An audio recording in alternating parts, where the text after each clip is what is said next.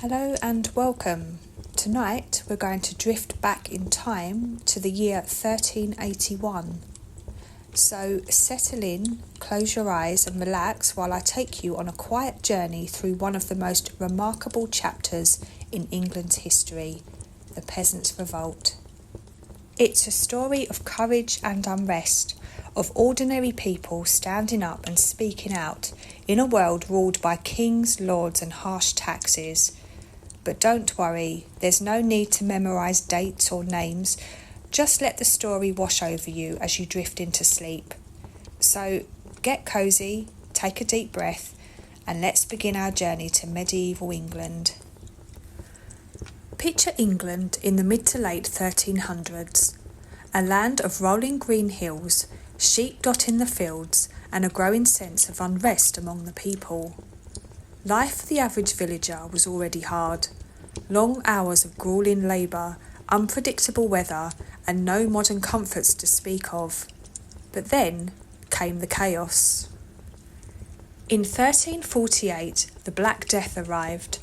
Like a storm that no one saw coming, it swept through the country and took nearly half the population with it. The devastation was enormous, families shattered, villages half empty. But in the wake of the tragedy came a shift. With fewer people to work the land, those who remained realised something important. Their labour had become valuable. For the first time in living memory, peasants began to demand better pay and working conditions. The response from the upper classes? A firm and resounding no. In fact, rather than raising wages, the government passed new laws to freeze them, effectively punishing those who had survived one of the deadliest events in history. Meanwhile, England was still entangled in a long and costly conflict with France. King Richard II's government was running low on funds, and in their search for revenue, they turned once again to the peasants. The poll tax was introduced, a flat fee that everyone had to pay, regardless of how little they owned. Even those with nothing to their name but a handful of grain or a single chicken were expected to contribute. And then there was serfdom, a system that tied people to the land they worked, offering little in the way of freedom or reward. If you were born into a village, you were born into a life of servitude. Serfs worked land owned by wealthy lords and, in return, were allowed to live there and grow enough food to survive. There was no wage, no contract, and no way out. Their duties were many: farming the lord's land, repairing buildings, handing over crops and animals as taxes, and sometimes being conscripted for military service or hard labour projects. They weren't slaves in the strictest legal sense, they couldn't be bought or sold, but they were considered part of the estate. If the land changed hands, they went with it. It was, in essence, a lifetime of unpaid work. Many longed for even a small patch of land to call their own, a taste of freedom and a better life. By 1381, resentment had reached a breaking point. Years of disease, hardship, and heavy taxation had left the country simmering with anger. So, when royal tax collectors came knocking yet again, demanding more from people who had nothing left to give, the response was clear. The people had had enough, and the pitchforks came out. The spark that lit the rebellion came on the 30th of May, 1381, when a royal official named John Bampton, Justice of the Peace, arrived in Brentwood, Essex. He was there on official business, to investigate unpaid poll taxes in the region. Bampton set up camp like he owned the place and summoned villagers from nearby towns like Fobbin, Corringham and Stamford-le-Hope to answer for their supposed debts. Thomas Baker of Fobbin was among those called in, and he wasn't about to be intimidated. When questioned, he firmly stated that his village had already paid enough and wouldn't be handing over a penny more. Bampton, not pleased with the defiance, attempted to have Baker arrested. That, as it turned out, was a mistake. The crowd erupted. The confrontation quickly turned violent, and word of the skirmish spread through Essex like wildfire. It wasn't long before villages across the county, and even over in Kent, began to rise up in solidarity. Leading the Kentish rebels was Wat Tyler, a charismatic figure with a sharp mind and a clear sense of purpose. He quickly emerged as the movement's leader, able to rally people with passion and a strong sense of justice. Alongside him was John Ball, a radical priest who had long been stirring discontent with sermons about equality and fairness. Together, they gave the rebellion both direction and energy. Motivated by anger and inspired by a belief that change was possible, large groups of rebels from Kent began marching toward London to confront the authorities. The Essex rebels, already emboldened by their clash with Bampton, followed suit. United by shared grievances and growing confidence, they headed for the capital, determined to be heard. The crowd that gathered was as varied as it was large. Farmers, blacksmiths, brewers, labourers, all marching with weapons in hand, sticks, axes, old swords and bows. They demanded lower taxes, greater freedoms and a fairer future. By the 12th of June, thousands had arrived at Blackheath, just outside of London.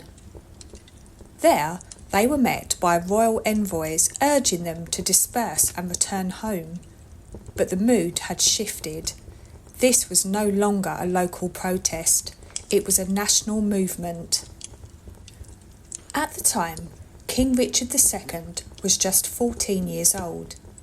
Sheltered in the Tower of London and faced with the scale of the uprising, he eventually agreed to meet the rebels.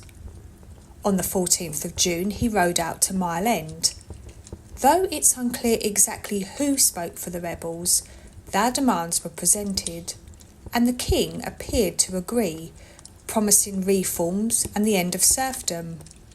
For a brief moment, it seemed as if real change might be within reach. But while the king was negotiating, events elsewhere took a darker turn. A group of rebels broke into the Tower of London and executed two of the highest-ranking officials in the kingdom, Simon Sudbury, the Lord Chancellor, and Robert Howes, the Lord High Treasurer. They very nearly killed the future King Henry IV as well, stopped only at the last moment by a royal guard. These killings shocked the authorities. The mood shifted quickly. King Richard, now alarmed and angered, withdrew to one of his residences in Blackfriars. There, he named Richard FitzAlan, Earl of Arundel, as the new Chancellor, and began planning a decisive response to put an end to the revolt. The final act of the Peasants Revolt played out at Smithfield, just outside the walls of London, on the 15th of June 1381, and it was nothing short of dramatic. Back then, Smithfield was an open area known for markets, fairs, and, on occasion, public executions. It was chosen as the location for a second meeting between rebel leader Wat Tyler and the teenage King Richard II, who, despite the pressure, was doing his best to stay composed. Wat Tyler arrived expecting to negotiate, and his demands were bold. He called for the end of serfdom, free land for the people, full pardons for all involved in the uprising, and, at its core, a complete social overhaul. But Tyler's approach reportedly rubbed the royal party up the wrong way. Accounts from this time, many written with obvious bias, describe him as disrespectful, refusing to dismount his horse, and even pausing mid-meeting to ask for a drink of water. Tensions quickly escalated. Some versions say he insulted the king's men, Others claim he reached for a weapon. Either way, it ended badly.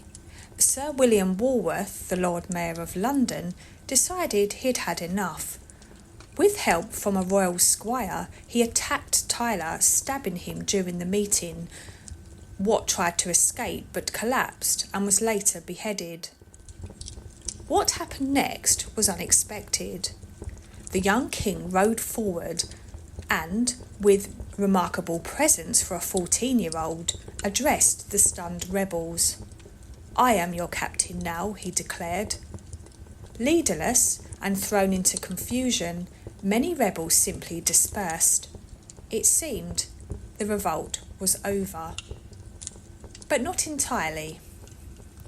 A sizable group of rebels, perhaps numbering a few hundred or even a few thousand, retreated to Billericay in Essex, one of the rebellion's key hotspots. Some likely hoped to continue the fight. Others were simply waiting for the promises made at Mile End to be honoured. They were in for a disappointment. The Crown, reeling from the chaos in London, moved quickly. A force of royal troops, possibly including experienced knights and trained soldiers, was dispatched to deal with the holdouts. The rebels, meanwhile, had taken shelter in Norsey Wood, a dense forest near Billericay.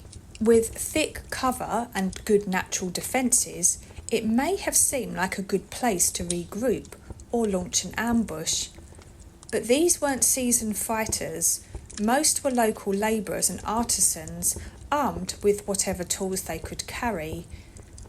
When royal forces reached the woods on the 28th of June, the outcome was swift and brutal. The fighting didn't last long. Many rebels were killed on the spot. Others were captured or fled into the trees. After the clash, surviving rebel leaders were hunted down. Those not killed in battle were executed or imprisoned. Across the southeast, more arrests followed as the Crown moved to stamp out any lingering threat. And just like that, the revolt was crushed. But while it ended in defeat, the uprising left a mark that couldn't be erased. The nobility had been shaken. A group of ordinary people, farmers, blacksmiths, villagers, had dared to challenge the system, and for a brief moment they had nearly succeeded. The Peasants' Revolt of 1381 didn't end in triumph. Wat Tyler was killed, the king's promises were abandoned, and serfdom wasn't abolished overnight. But it wasn't a failure either. It mattered because the people started to get ideas. For the first time, working men and women realised they could demand better treatment. The notion that the social order wasn't fixed, that it could be challenged, was a revolutionary thought in itself. It also made the ruling classes deeply uneasy.